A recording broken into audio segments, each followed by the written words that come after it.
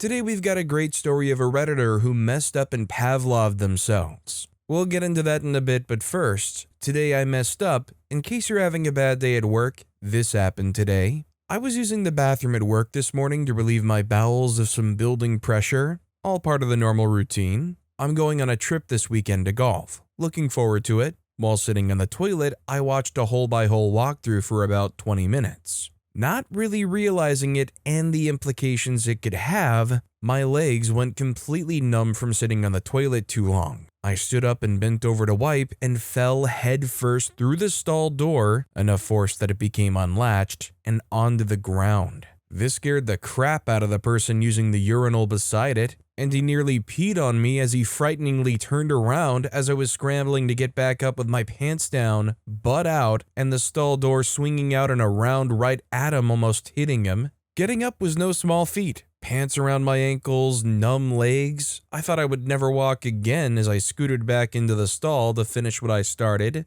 I don't think I can come to work once word gets out about this. So, to be honest, it could have been worse. OP could have had a sentence in there that said, "As I was sprawled out on the floor with my bare butt hanging out, I looked up and who did I see? My boss, or the owner of the company, or something like that." On the other hand, could you imagine being like the new guy at a workplace and you go to the bathroom, you're using the urinal, and then that happens? It would be one heck of an icebreaker. Cora Lou W. commented, "On charge of quarters one early morning, I fell asleep sitting on my foot. Inspector arrived, I jumped up onto my tingling foot and fell into the wall and the unlocked key box, sending keys flying, all while insisting that I hadn't been sleeping. The inspector laughed loud and long, trying to calm me and said I was in no trouble and thanking me for the memory sure to crack him up for years to come. At least I had my pants up. Also, hi, I'm Steven, and if you guys enjoy crazy stories of Redditors who severely messed up, it would be amazing if you left a like or left a review if you're listening to my podcast.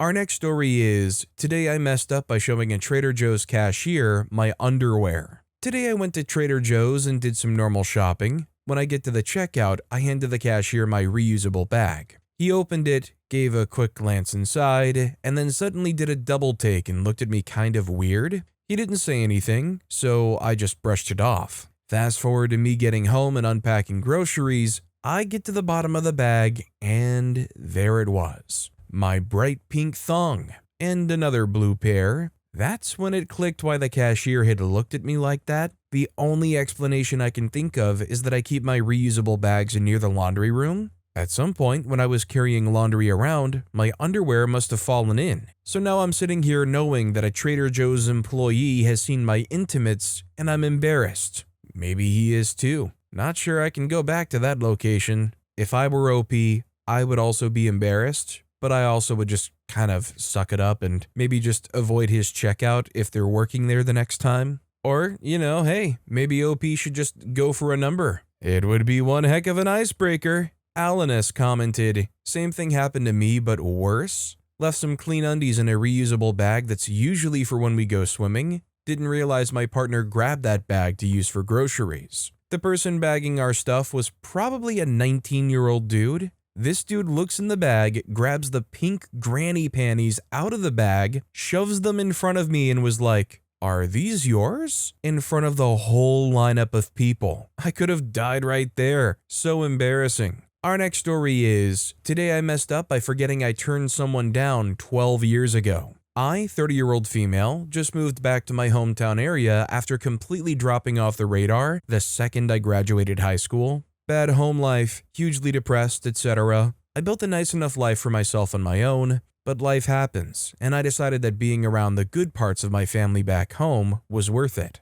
I started getting nostalgic about the past and reached out to one of my childhood friends on Facebook to reconnect. We had known each other since kindergarten, and I had some form of crush on him throughout most of grade school. We even briefly lived together while our families went through some hard times. I was too shy and depressed to ever make a real move, and I always looked back and wished we at least went to one school dance together or something. After messaging a while, we met up and had a great day walking around a nearby city and having a nice dinner. I started telling a story about how the only guy who asked me out the entire time I was in school was a creep in 8th grade, and my friend interrupted me to say, "That's not true. I asked you to senior prom." I instantly stopped in my tracks and was just incredulous. I asked him multiple times if he was sure, and he was very sure. He said that I told him that I just wanted to be friends and was very clear about that. I have no reason to doubt him, and my memory is pretty shoddy from that whole era of my life due to my mental health at the time,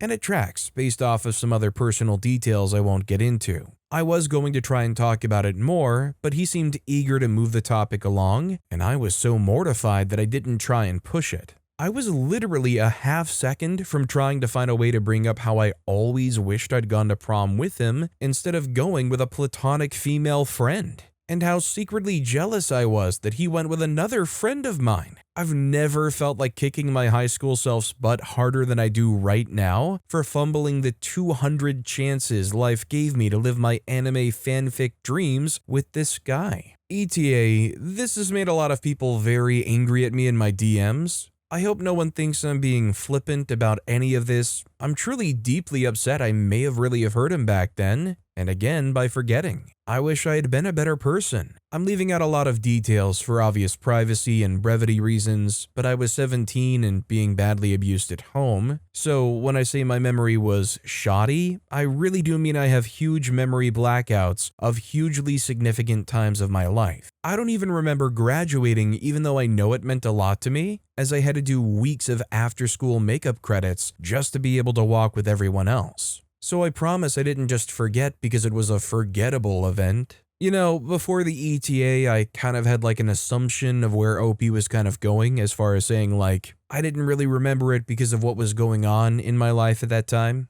I mean, I kind of find it outright crazy that people were in OP's DMs blowing up at them getting angry and saying, how did you forget this poor person? Like as if any of those people even have any skin in the game. Why are they out here like white knighting for that person? There are literally people out here who solely exist to try to like feed off of making other people upset. Like a dementor, but instead they only persist off of rage baiting people. Next, Elk9043 commented, you could be like, I don't know, be honest? This whole reaching out to reconnect with an old crush and then the I missed out on 200 chances of life and I almost told him I wished I'd went with him to the prom instead is making you sound like a teenager again. You're 30 now. You're allowed to express yourself in a more mature manner, aka be straightforward, stop hoping stuff will just work out like a fantasy. OP responded commenting, you're absolutely right. I wrote this with a bit of a romanticized flourish because spelling out how I absolutely will have a candid talk about this with him the next chance I get seemed a bit boring. I didn't feel right in continuing to push the topic in the moment since he seemed to want to move on, and if it really did hurt him, then who am I to make him dig into it while walking in public? Our next story is, today I messed up, I said my car had 70 cylinders. In my defense, I'm just a girl who never cared much about cars, until I bought my first one, a 2007 Volvo station wagon for €1,500. She's my baby and I love her to death. Owning her kind of forced me to learn the basics, how to change tires, oil, the whole shebang, cause she deserves the best. Somewhere along the way, I also learned that the V in V8 or V6 stood for the number of cylinders. So naturally, when I saw my car was a Volvo V70, I assumed that meant 70 cylinders. So, I'm somewhat of a shy and awkward person, but I was in a group discussion with some people and the conversation naturally went to cars. This one guy was bragging about having a V8 Audi, and my dumb freaking mouth blurted out, "That's not that many, mine has 70 cylinders." I don't know what overcame me to say something so rude and arrogant, but what made it worse was everyone just stopped talking and stared at me like I was dumb in complete dead silence. And then, being the forever stupid teenager, pulled out my phone so I could show my lock screen of my car to prove I was right. They laughed at me for a solid 10 minutes. So let me clarify something about myself. I'm also very far from a car guy. I don't really know a V8 from a V6 besides V8 goes broom broom harder, I think. I don't think I would have enough confidence to go out there and say, well, my car has 70 of them. But I just want to say I completely understand where OP was coming from here. I mean, if I want to be real and vulnerable here, All I know is pretty much just how to check the fluids on my car. Anything else, a weird sound, my tire explodes, I'm probably gonna have to call somebody. Gemma Donati commented, "You know, we can't all be experts in everything. When I was a teenager, I asked my older brother if he knew what the other 68 sexual positions were. I have a brilliant friend who was cooking his first dinner and called me to ask how long salt lasts before it goes bad. And the list goes on." Our next story is, today I messed up by giving myself mild water poisoning trying to perform a drug test. This is a today I messed up that actually happened today, so that's fun. So right now, I'm undergoing a diagnostic process that, if I end up having the condition, will mean I end up getting prescribed a controlled drug.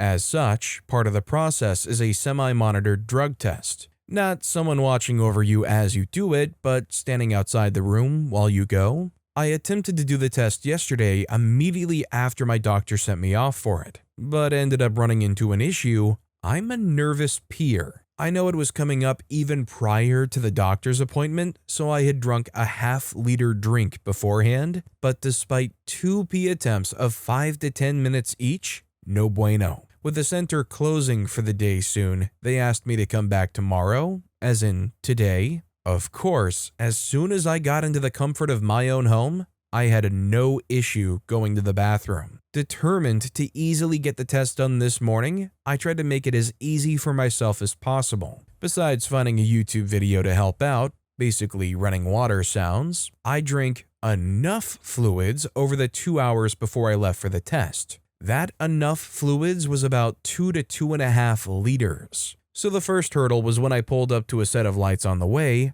I started dry heaving. I'm pretty sure I could have thrown up at that point, but that would mean throwing up in my car and likely on my nice coat. So I somehow managed to not throw up. I'm obviously not feeling great at this point, but I make it the remainder of the 15-minute drive to the clinic. Then it turns out 1 hour wait time, but I'm there and I need to get it done. Even if I'm not feeling well, I suck at these on-demand drug tests, so I'm as ready for it as possible. And at least I know they'll probably rush me through it if I get to the point I throw up on myself or am about to pee myself. At this point, I assumed me not feeling well was related to something like an oncoming cold, as the symptoms seemed pretty similar, but there I am, in the waiting room, hands shaking slightly, a nasty headache, feeling queasy, and knowing that if I wanted to, I could easily pee at the drop of a dime. Fortunately, the actual wait time ended up being shorter than expected. It wasn't too bad at all. Did the paperwork, went to do the test, and sure enough, with all of my preparations, I was in and out of the bathroom in a minute or two, felt slightly better, possibly because of the psychological weight that was lifted, and headed off. Got home, parked my car, stepped 1 foot inside the door, and it's like my body knew. Okay, you can throw up now. Quickly made it to the kitchen sink and just went to town on it. Sure enough, it was like 90% fluid. No food to really throw up, because I hadn't eaten anything just in case it soaked up some of the water I'd been drinking and made it harder to pee. So after the vomiting, I did feel better, as you would expect. Took some painkillers, dozed off for about 10 minutes, and woke up to a call from my partner, who I had texted about the vomiting before laying down. She basically demanded that I go and eat something salty straight away, and definitely don't go back to sleep for the time being. It turns out, as far as we can tell, that I likely had mild water poisoning, and my body needed a sodium boost to help bounce back. So here I am, having just finished a bag of chips, wondering how needing to take a drug test led me to getting water poisoning. Definitely wasn't on my bingo card for today.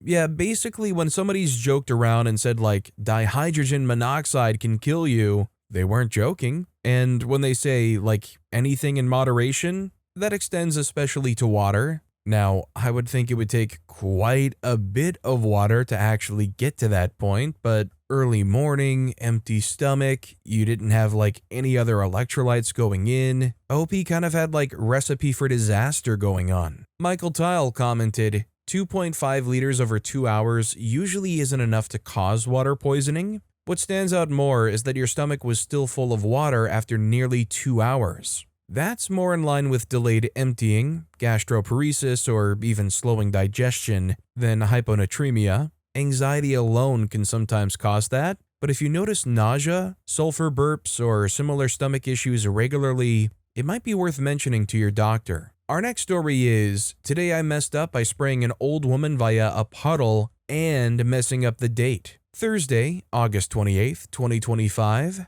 So it's a wet, rainy day, and all day I felt like a car skidding on the road all day, but I definitely was not expecting this to happen so fast over the course of like 5 minutes tonight. I, 25-year-old female, am pregnant, 22 weeks, which is relevant to the story because I blame pregnancy brain. Today has just felt like things aren't working right, like nothing is clicking together. Though there have been good things about today, it was just little things that went wrong, like my phone accidentally connecting to the TV while my father-in-law was over and I'm trying to look up on YouTube how to put kinetic tape on my stomach. Anyway, I believe tonight was a girls' night at 8 p.m. I'd gotten an e-vite on Sunday for a couple of us women friends at church. So I get gas and I'm on my way through the slightly drizzling night. I was driving down a street that has a large park on the left side and neighborhood streets on the right as I passed them. Well, I saw a huge puddle at a street corner and got really excited to ram my old car through it.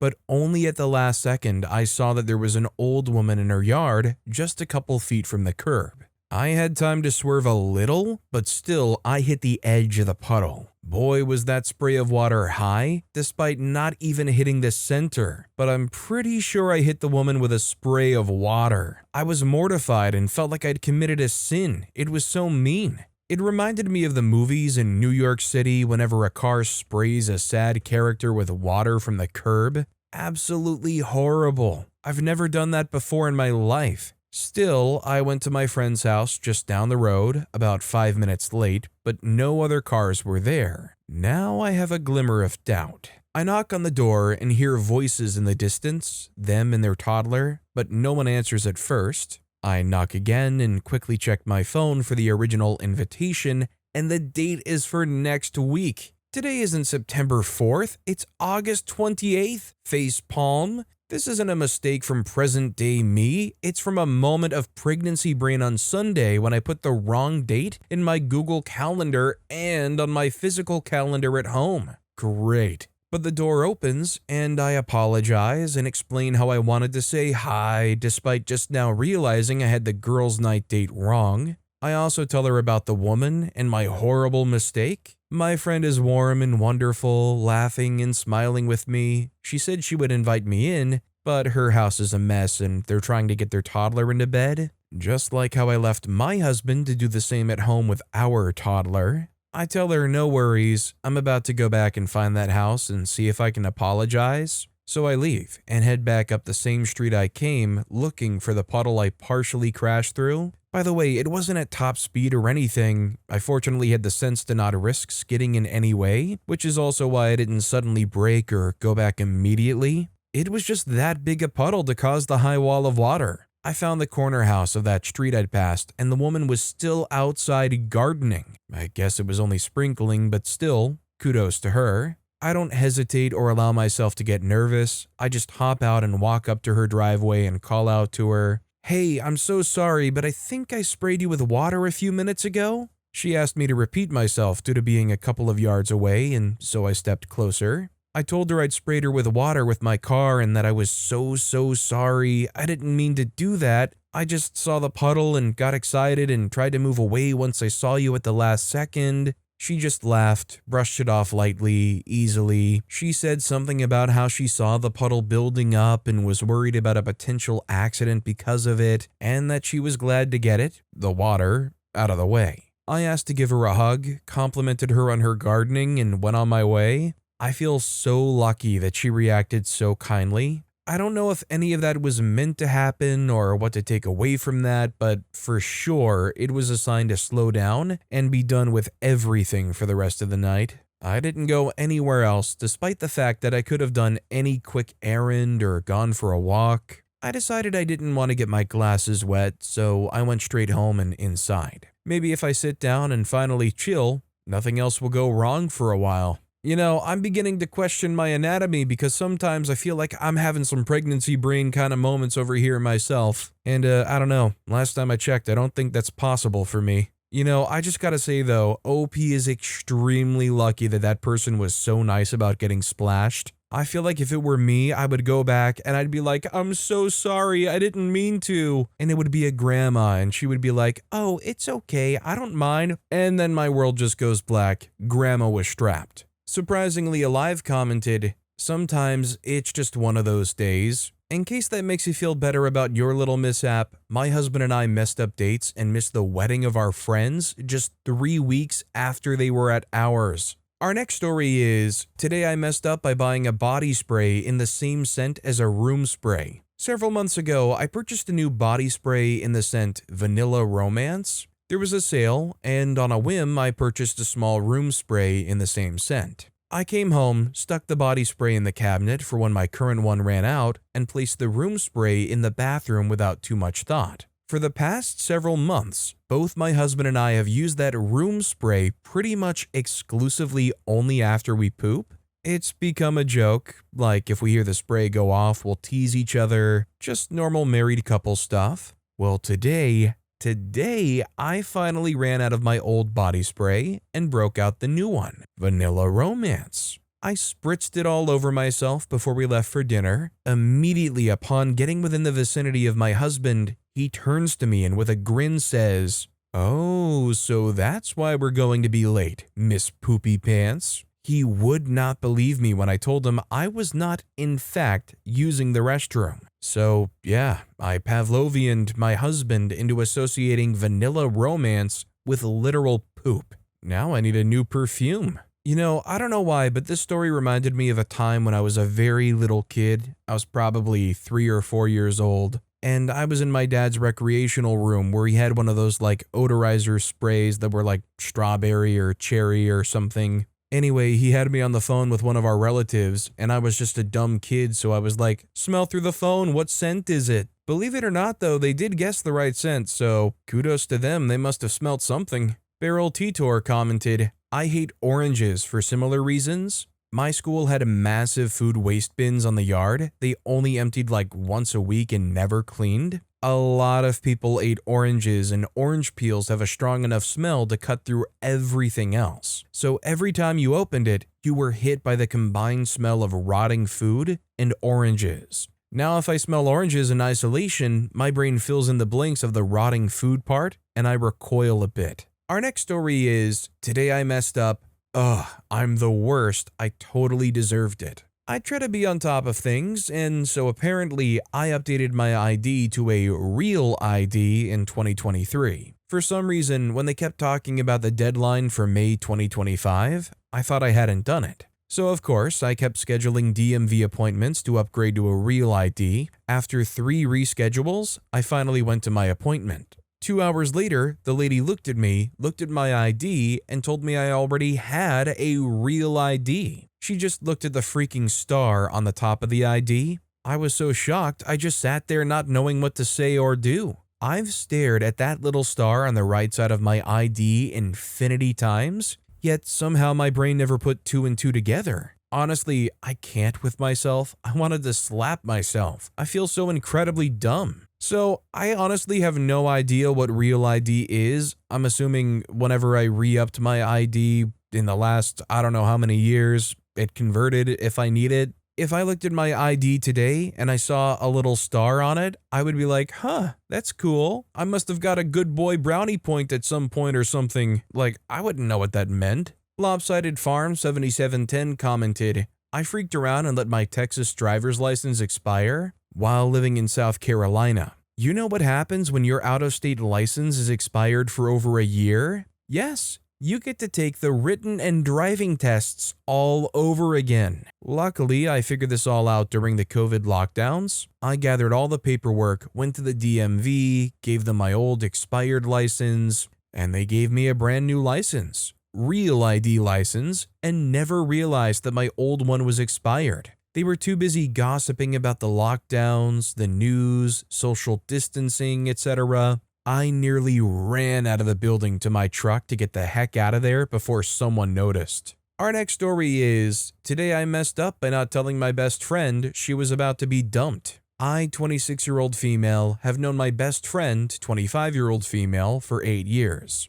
Let's call her Natasha, fake name. We met while we were at uni. During our 3rd year, Colin, 30-year-old male, transferred onto our course. They were 21 and 26 at that time. By the end of our final year, they had entered into a serious relationship. It's important to note that Colin and I were friends before they got together. I actually somewhat got them together. Well, a few days ago, I found out Colin planned to break up with Natasha today after a series of issues I won't get into. He claims he still cares about her, but is no longer in love with her. I didn't know what to do, and the guilt was eating me up over whether to tell her or not. I had so many questions in my head. Do I tell her? Is it my place? What if I make it worse? I also work night shifts, so I haven't really had an appropriate time to speak to her and didn't think a text message would go over well, so I didn't tell her. He broke up with her today and told her that I already knew. Of course, Natasha was devastated.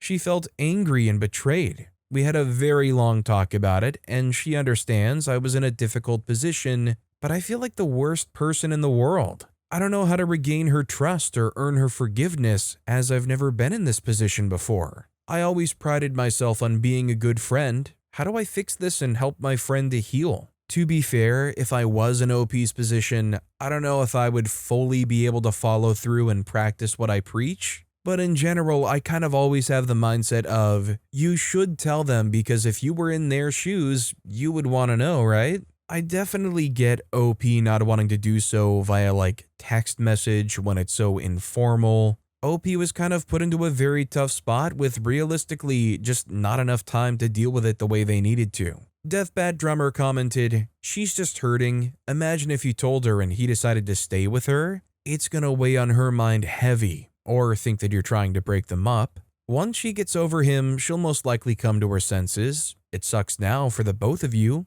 but it won't always be like that." OP responded commenting, "I just feel like there was never a way for me to win in this situation. I didn't ask to be told, and no matter what I might have done, she would have ended up even more hurt by it." This next story is, today I messed up. I think I Pavloved myself into getting sleepy anytime there's rain. A few years ago, I went through so much stressful events I would have trouble to sleep. Before that, I was a strong sleeper. Could go to sleep anywhere, anytime, but not anymore. I would toss and turn, get distracted by a million things, stress over things I'd have to do the next day, and never quite sleeping well. My sleep would get fractured. I'd wake up very tired. Then, during the summer, I couldn't sleep because of the mosquitoes, and a friend of mine suggested white noise to drown the mosquito noise. I was wary because I hate noise at night, so I tried several things: airplane noise, standard white noise, fan noise, cafe noise, fire noise.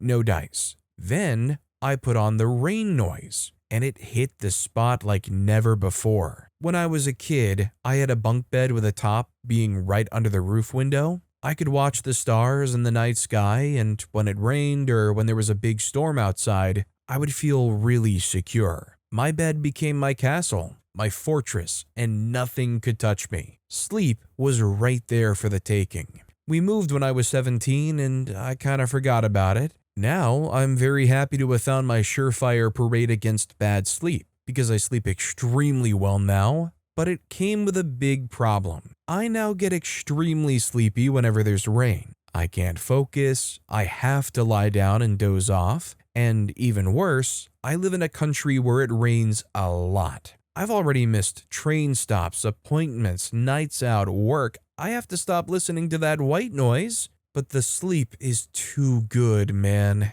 Now, I definitely haven't Pavloved myself, but I'm right there with OP. When it's raining outside, especially if you can open a window and kind of see it a bit, I kind of feel like that's a napping nirvana. Even more so, actually, if there's faint rumbles in the distance every so often. It's definitely not for everybody, and I don't do it every night, but sometimes I pull up this one YouTube video of a very satisfying window with rain rolling down it. It's got like the right mix of rain noise and some light thunder in the background. Sometimes it's like, yeah, I can fall asleep to this. Mendel247 commented, I did the same thing with Duolingo. When it was new, so years and years ago, I used to do it each night in bed. At the time, I was working 2 jobs and doing an evening course an hour and a half from home, so I would be falling asleep as I did Duo. It's been well over a decade, and whenever I try to do Duo, I start falling asleep. Doesn't matter what time of the day it is or whether or not I was tired before I started. Every few years I try again, thinking it must have worn off by now, but so far, ZZZ. But with that being said, that's all the time we have for today. Now, if you want to hear another absolutely crazy Today I Messed Up Here story, check out that video on the left. Or if you missed my latest video, check out that video on the right. That said, I'll see you all next time with some more stories.